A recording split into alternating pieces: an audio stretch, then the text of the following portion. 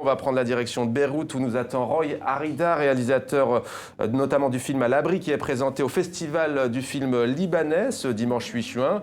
Merci d'être avec nous Roy Harida. Vous êtes également l'auteur du documentaire Attaque et il s'agit là de football libanais. Avant de vous donner la parole, on va sans plus attendre regarder un extrait, ça s'appelle donc Attaque.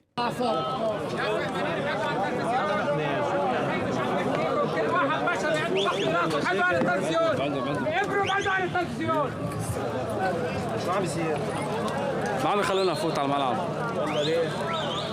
لأنه الضابط قبضاي ما بده ايانا نفوت، ابن دولة ومتحكم.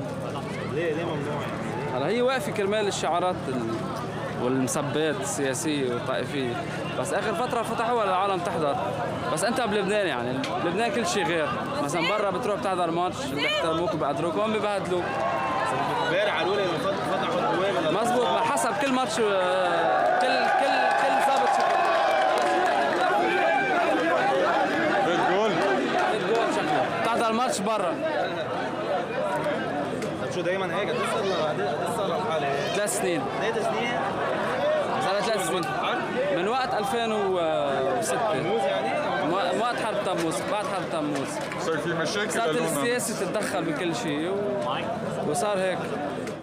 Voilà, tout est devenu politique. Roy Harida à Beyrouth, au Liban, en direct sur TV5 Monde. Alors, on l'a entendu, il n'y a rien de pire pour un supporter que le huis clos. Pourquoi est-ce que vous êtes intéressé à ce sujet précis des matchs des stades qui restaient vides depuis maintenant 2006 ? Tout d'abord, comme vous l'avez dit, je suis cinéaste, donc mon souci principal c'est le cinéma dans la vie et par ailleurs je suis un grand fan, comme on dit, de football. Pareil, depuis que je suis tout petit, je suis personnellement un grand supporter de l'Olympique de Marseille. À défaut de pouvoir supporter un club au Liban, j'ai opté pour l'Olympique de Marseille comme j'ai grandi en France. Maintenant, le problème, effectivement, depuis 2006, comme vous avez peut-être pu le voir dans le film, la société libanaise est une société très divisée communautairement. Et chaque communauté religieuse est représentée par des partis politiques qui s'adressent en leur nom et qui eux-mêmes ont fini par créer des clubs de foot qui leur appartiennent. Donc le courant du futur a son propre parti, le Hezbollah a son propre parti, l'église maronite a son propre parti. En 2006, la situation politique s'est un petit peu tendue, on va dire, avec la guerre avec Israël et ça a créé beaucoup de clivages internes.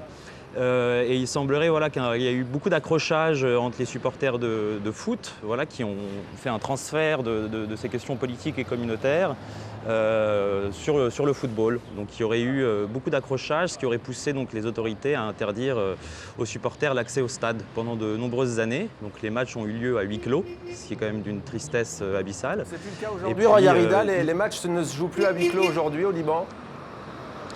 Alors il semblerait qu'aujourd'hui, comme la situation s'est un petit peu calmée, ils ont permis un accès limité au stade. Alors à quel niveau, quel nombre de supporters ils autorisent, je ne sais pas bien.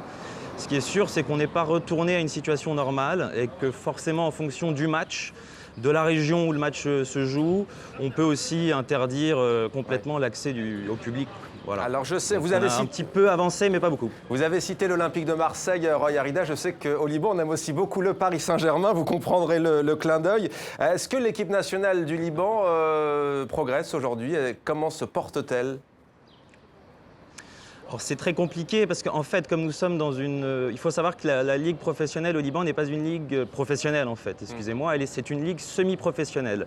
Ce qui veut dire que tous les joueurs de foot sont obligés de travailler à côté pour vivre un minimum décemment, ce qui est quand même compliqué pour progresser. Donc en fait, pendant de nombreuses années, c'était un problème pour eux parce qu'ils étaient relativement maltraités, il n'y avait pas beaucoup d'ambition, beaucoup de corruption au niveau des fédérations. Il y a eu un sélectionneur national allemand qui s'appelait Theo Bucher, je pense, qui aurait fait un travail assez remarquable. Malheureusement, il n'est plus en charge de l'équipe aujourd'hui, ce que certains regrettent.